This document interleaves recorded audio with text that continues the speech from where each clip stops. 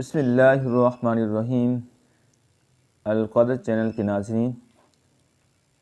آج میں آپ کو بتاؤں گا وضو کے فضائل، اور خصوصاً جو شخص سردیوں کے رات میں اور سردیوں کے دن میں وضو کرتا ہے ٹھنڈے پانی سے، اس کا کیا اجر و ثواب ہے۔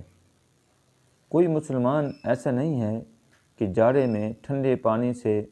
وضو کرے، مگر لکھتا ہے اللہ اس کے لیے ہر قطرے پانی کے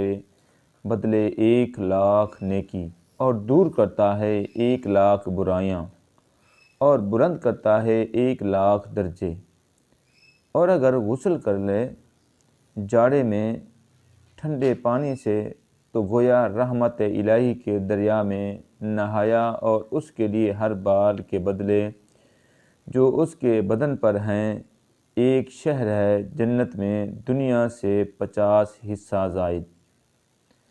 حضرت ابو ہریرہ رضی اللہ تعالیٰ عنہ سے مروی ہے، آپ صلی اللہ علیہ وسلم نے فرمایا، گناہوں کو دھونے والی چیز مشقت کے موقع پر ٹھنڈک میں وضو کرنا، مساجد کی جانب قدم بڑھانا، اور نماز کے بعد نماز کا انتظار کرنا ہے۔ یہی گناہ سے بچنے کی سرحد اور حفاظت کا ذریعہ ہے۔ کہنے کا مطلب یہ ہے کہ پو ماہ کی ٹھنڈی راتوں میں، سردیوں میں ہم وضو کرنے سے اکتاتے ہیں، سردی کا ڈر ہوتا ہے، اور اس کے ساتھ ساتھ ٹھنڈ لگنے کا ڈر ہوتا ہے، اور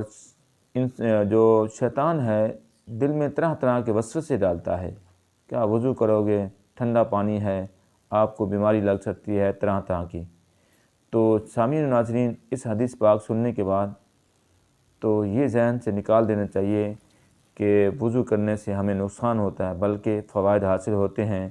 اور جب تک انسان وضو میں رہتا ہے عبادت الہی میں رہتا ہے۔ اللہ رب العزت کی بارگاہ میں دعا ہے، الہ العالمین اے احکم الحاکمین، ہمیں